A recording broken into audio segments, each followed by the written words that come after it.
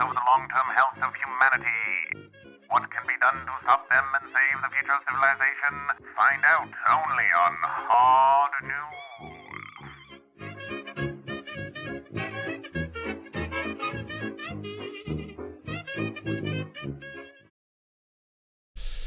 Hello. Let me quickly report on some good news. Yesterday there was a massive protest, which unfortunately did result in a bunch of arrests, but Jewish protesters shut down parliament. But it did get coverage in mainstream press, which is also very important, and I'm very happy to have seen the coverage was very positive.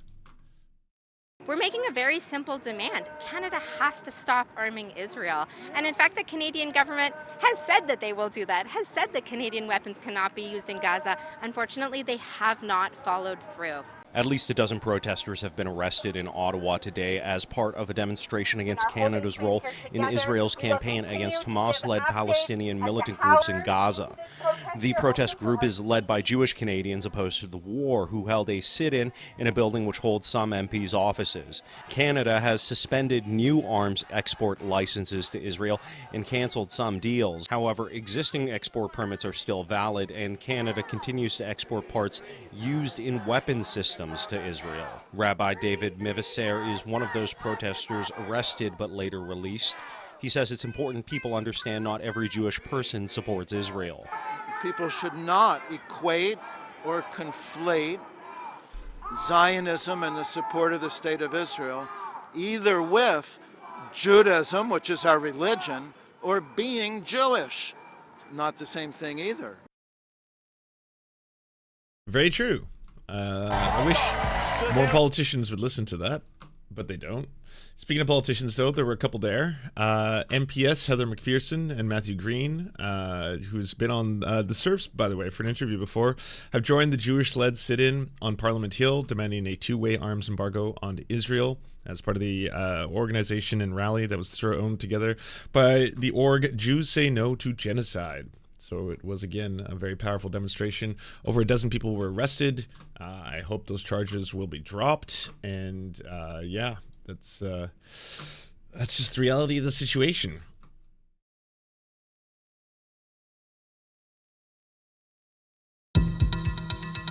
You deserve around-the-clock harassment until you either end yourself or get the fuck out of our country. You're traitors, pigs. You are a fucking I'm coming after you guys. I don't think we can wait until someone is injured or killed because of this kind of anger. The threats are vile and often violent. What concerns me is the growing extremism in the country. Politicians are under increasing attack. So this is where it happened? Yeah, he walked right up and spit on me. I was concerned that he might have had a weapon. This is absolutely unprecedented. Where the rubber hits the road on this, our law enforcement needs to have more tools. Defend our human rights.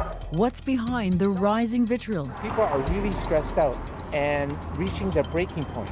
And what does it mean for all Canadians? I think Canadians deserve to know what's going on. There is a very concerted effort to try and erode our democracy. These are scary times on Parliament Hill. Intimidation and threats of violence against the Prime Minister and politicians from all parties have become alarmingly routine. Harassment of members of Parliament is up nearly 800% in the last 5 years. It's happening here, at their constituency offices, even their homes. And with an election looming, tensions are rising. Dearest Pam, I hope and pray to God that you will die a horrible, painful death, off with your head and hung from the gates. Burn in hell. C-word. That's hard to hear. I can't imagine what it's like for you.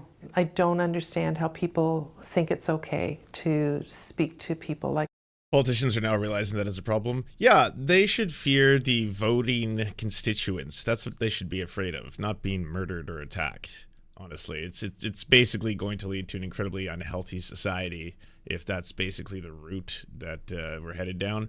But yeah, I mean, not holding social media companies to account in any really significant way and allowing them to basically manipulate all our brains and polarize the world has certainly pushed everyone into two completely separate camps in which both people in both camps believe that they happen to be correct in all things, and the other side happens to be Satan, the devil, and vice versa.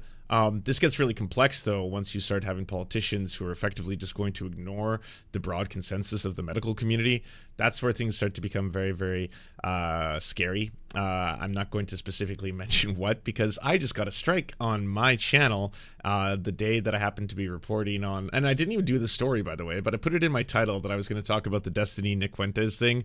Well, I got a strike for medical misinformation on that episode, even though I was not talking about medical misinformation. However, I still managed to get a false strike on there. I'm going to be trying to appeal it, but it's pretty wild how these same systems can be weaponized by, let's just say, groups or communities who want to shut you down, who want to stop you from talking. So, and also it really hurts me because I am a massive fan of vaccines, huge advocate of them. In fact, I wish I could take more. If more were available to me, I would take them, because vaccines are amazing. I think they're one of the greatest human inventions in history, and they've saved millions upon millions of lives, and people should not be politicizing and polarizing the, again, benefits that these incredible discoveries have brought to humanity. But we are doing that. We are absolutely doing that. We're now, it's suddenly becoming controversial to be like, hey, by the way, I think that you should vaccinate your children. And people are like, oh, well, but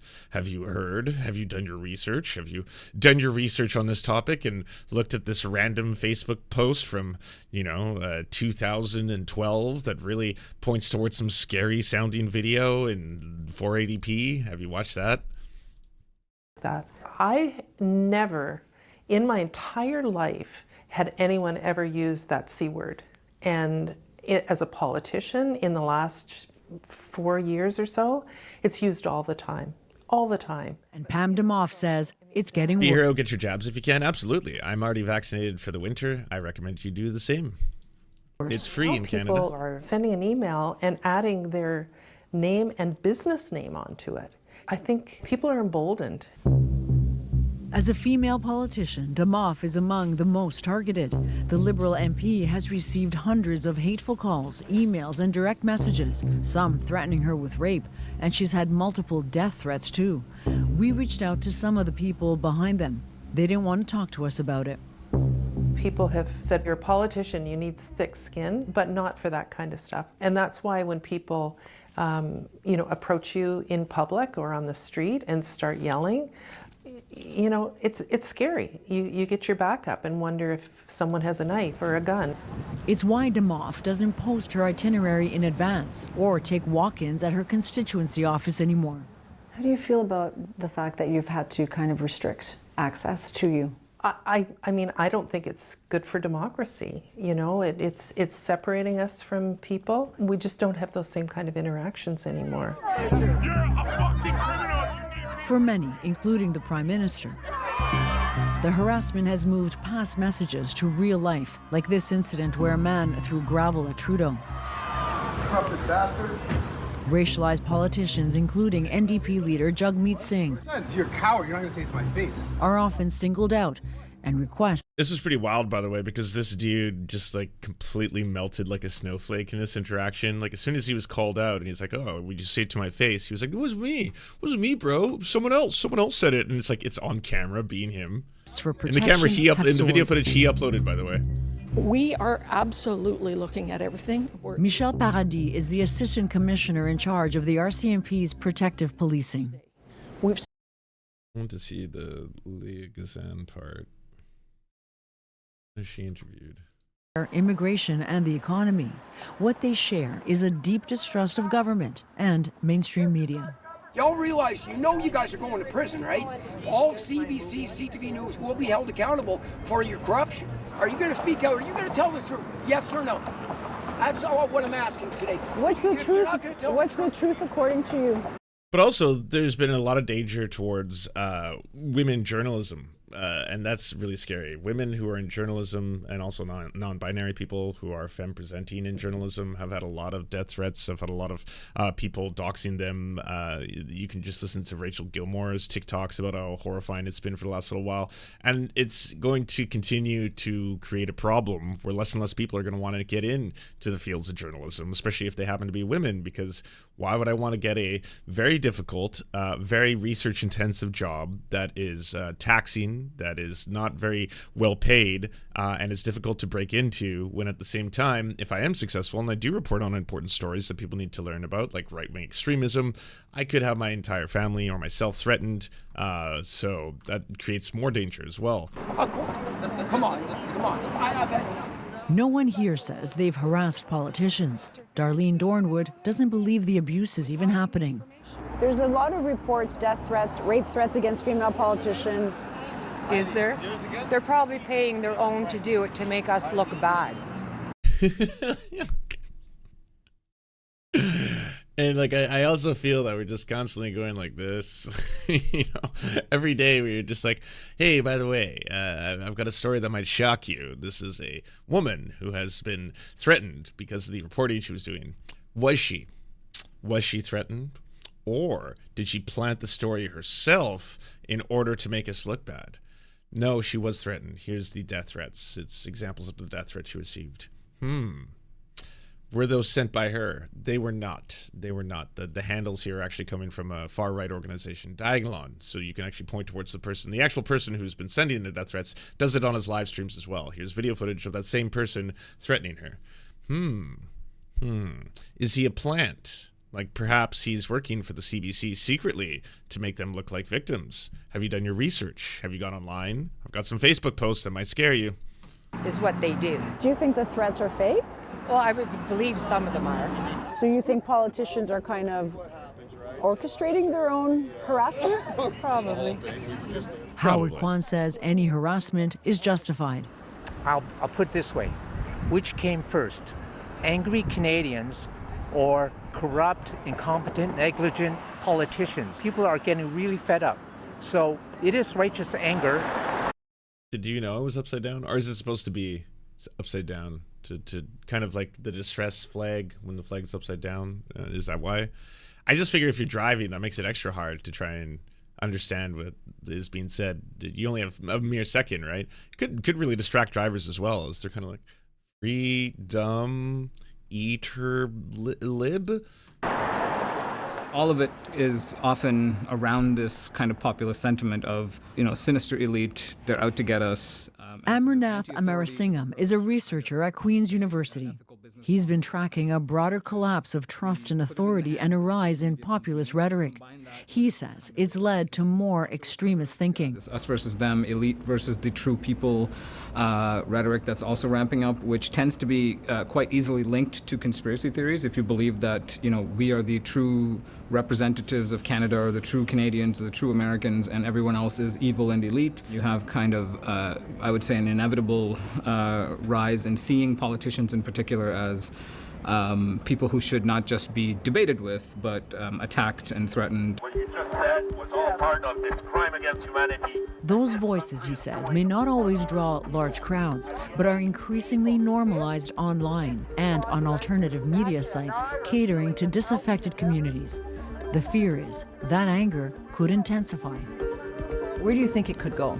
Part of the problem with the megaphone getting bigger and the audience getting bigger for some of these individuals is that if more people are listening to hate speech, anti-immigrant sentiment, anti-Canadian content, or anti-Trudeau content, the more likely it is that as that pool of people who are listening gets bigger, one of those people will actually act on it.